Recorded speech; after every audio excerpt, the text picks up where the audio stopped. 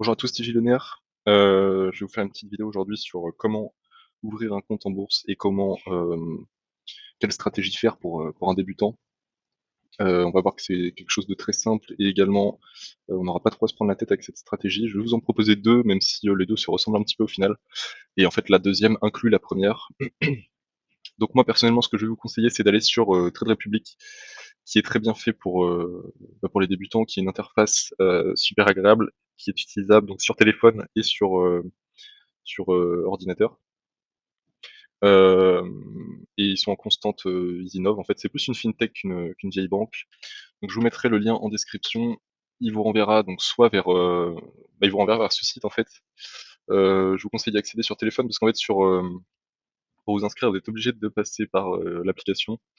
Après, vous pouvez tout à fait vous inscrire sur une autre application. Et la stratégie marchera tout autant que je vais vous présenter tout de suite. Après inscription, bon c'est processus d'inscription classique, un nom, prénom, adresse, un petit KYC à la fin pour vérifier que c'est bien vous. Et vous tomberez dessus, donc je vous mettrai le lien en description, n'hésitez pas à passer par mon lien, vous aurez une action gratuite. Et donc ça vous amènera sur cette interface globalement. Pourquoi j'aime bien cette application? Parce que vous avez la possibilité de créer des plans d'épargne programmés. Donc on va voir par exemple si on va sur Tesla et qu'on va en acheter régulièrement. Bon, vous avez la même chose sur téléphone, hein. Vous voyez, investissez régulièrement. Donc on va créer un plan d'épargne et vous pouvez le faire donc soit chaque semaine, 2 fois par mois, chaque mois ou en trimestriel. Donc moi ce que je fais c'est par mois évidemment, soit au début du mois, soit au milieu du mois. Et vous mettez la somme que vous voulez investir. Euh, et voilà, donc là on voit que la prochaine exécution est dans 25 jours pour 50 euros de Tesla. Et donc sur ces ordres en plan d'investissement programmé, vous n'avez pas de frais. Et sur des ordres, si vous passez un ordre rapidement ici, que vous l'achetez, hop, paf, 50 euros de Tesla, vous pouvez le faire et ça vous coûtera 1 euro de frais. Donc ce qui est très très bas en frais, c'est aussi pour ça que j'utilise Trade Republic. Donc j'en ai pas parlé encore, mais c'est un compte titre ordinaire. Alors globalement, en France, vous avez aussi le PEA qui est relativement avantageux, mais il y a aussi des inconvénients. Donc j'ai trouvé ce petit tableau sur Epsilon qui nous fait un comparatif absolument avéré. Donc vous pouvez avoir qu'un seul PEA, avec un plafond de 150 000 et c'est que des titres européens dessus. Mais l'avantage, c'est que la fiscalité baisse un peu après 5 ans, donc vous passez de 30% à 17,5%, je crois. Bon après voilà, c'est pas fixe, hein, donc après 5 ans, ça peut aussi, ils peuvent avoir monté le prélèvement. Ils peuvent aussi l'avoir baissé d'ailleurs, mais ça se passe rarement comme ça en général. Et l'avantage du compte titre, donc c'est que vous pouvez en avoir un pour donc une personne physique ou morale, vous n'avez pas de plafond et vous avez absolument tous les titres du monde entier disponibles, à condition bien sûr que votre broker les propose, hein. L'avantage aussi de Trade Republic, c'est qu'ils proposent énormément un peu de tout, d'obligations, d'ETF, d'actions. Mais par contre, sur toutes les plus-values et donc les dividendes aussi, vous êtes taxé à 30%. Donc à savoir que bien évidemment, on peut aussi, si vous faites une moins-value sur une action, vous pouvez la reporter et compenser avec une action qui fait une plus-value. Mais en tout cas, moi j'ai choisi d'investir majoritairement sur compte titre ordinaire. C'est un choix. Je vous mettrai aussi un lien pour ouvrir un compte chez Fortuné si vous voulez un PEA. Parce qu'après analyse, c'est selon moi ceux qui proposent le plus de titres avec le moins de frais, donc c'est plutôt pas mal. Donc voilà pour ce qui est du type de compte que vous ouvrirez si vous allez chez Trade Republic. Cette stratégie est aussi faisable sur PEA. Simplement, vous n'avez pas le même nombre d'ETF, donc vous pouvez être amené à avoir des ETF qui ont plus de frais, donc qui ne proposent pas exactement la même chose. Donc moi, la première stratégie que je vais vous proposer, c'est si vous souhaitez euh, investir sur des actions, donc avec un horizon bien évidemment de 5 ans, je pense que vous retomberez sur vos pieds, mais 10 ans c'est encore mieux. Mais globalement, c'est pour faire croître votre patrimoine sans perdre d'argent via l'inflation par exemple. Donc on va prendre un ETF qui traque le MSCI World. Le MSCI World, qu'est-ce que c'est? C'est un indice, c'est l'indice de toutes les plus grosses capitalisations boursières du monde. Donc ça fait que globalement, vous investissez sur les... Donc je crois que c'est les 1000 plus grosses sociétés dans le monde. Donc globalement, vous avez la meilleure performance en bourse, enfin pas la meilleure, mais la performance des meilleures entreprises. Et ça, donc c'est la courbe depuis 1980, cotée en dollars. Donc on voit qu'après des, des crises, on a quand même des chutes. Par exemple ici, donc la crise de 2000, on a mis donc 5 ans à s'en remettre. Les crises de 2008, on a mis pareil, oui pareil, 5 ans à s'en remettre. Et la crise du Covid, on n'en est pas encore sorti d'affaire. Donc voilà, globalement, au bout de 5 ans, vous retombez sur vos pieds. C'est pas une règle, hein, ça peut évidemment changer, mais c'est pour ça que investir sur le MSCI World est plutôt très sécurisé. Euh, donc on voit que, alors un taux, oui, bon, un taux de croissance annuelle de 9,57%. Donc c'est ce que vous pouvez espérer en investissant dessus. C'est pour ça que c'est quand même quelque chose d'assez serein qui permet de conserver le patrimoine en bourse sans se prendre la tête. Donc, qu'est-ce qu'on va choisir sur notre broker? Donc on voit que si on tape MSCI World, qui est en fait l'indice sur lequel on va investir, on en voit plusieurs. Donc, et même on en voit plus que ça, je pense, si on tape sur entrée. On a celui-là, celui-là, celui-là. Donc lequel choisir? Bon, c'est un peu compliqué. Déjà, il y a une chose à savoir, c'est qu'ici, quand vous avez accumulatif ou DIST, qui est en fait distribuant, c'est par rapport aux dividendes. Donc si vous voulez pas vous emmerder avec la fiscalité, vous investissez sur du accumulatif. Comme ça, vous n'aurez pas à piler les 30% sur les dividendes à chaque fois qu'ils tombent, et donc à la fin de l'année.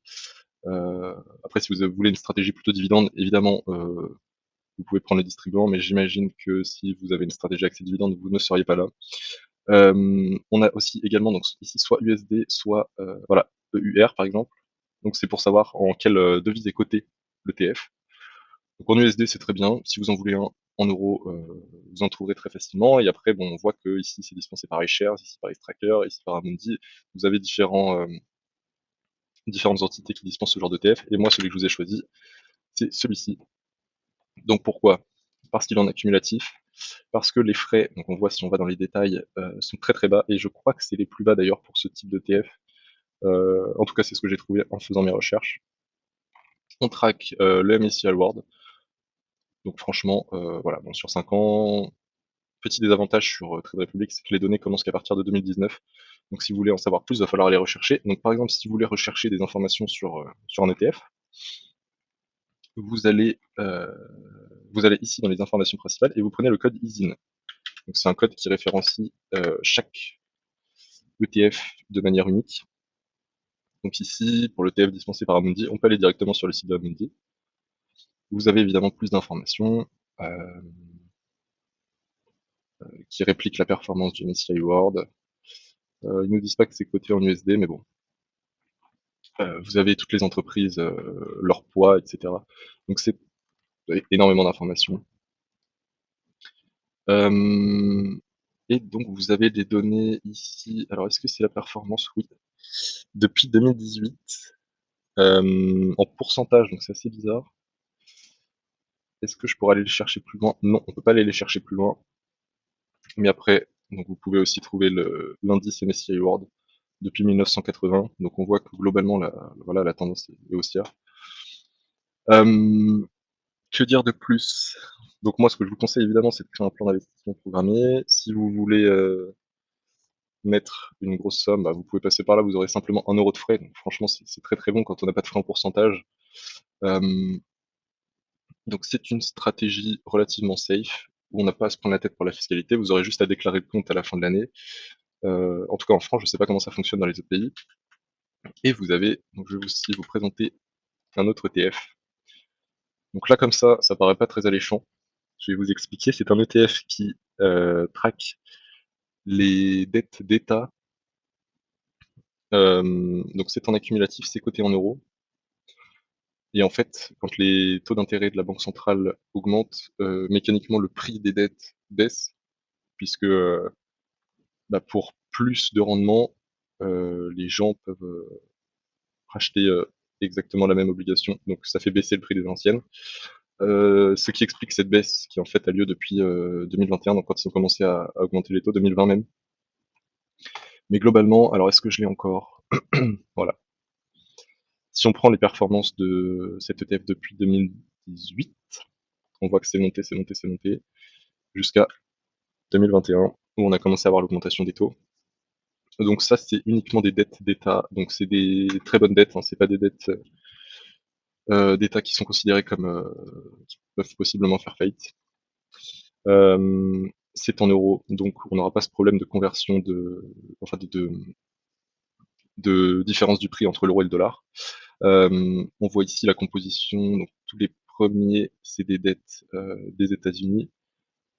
Donc là, c'est une dette de 10 ans, un peu plus de 10 ans. Enfin, voilà, vous avez les échéances des dettes. Et en fait, tous les intérêts donc, qui sont sous forme de coupons, qui sont payés sous forme de coupons par les États, sont investis directement dans cet ETF. Donc une stratégie historique qui a montré que ça permettait de suivre donc l'indice de référence qui est le MSCI World, qui est globalement l'indice le plus safe en bourse et qui traque toutes les meilleures entreprises.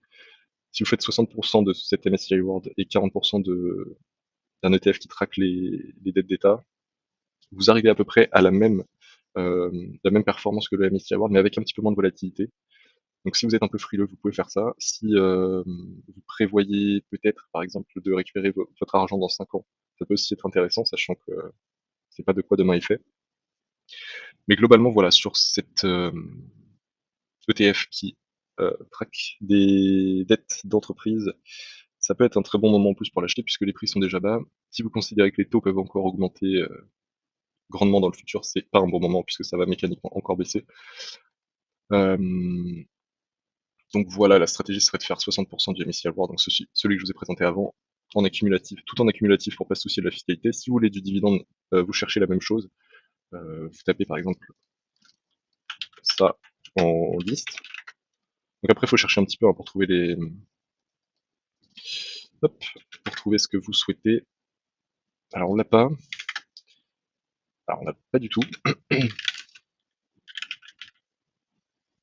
Voilà. Ici on en a un en USD. Donc en distribuant, est-ce qu'on peut voir la fréquence de distribution? Non.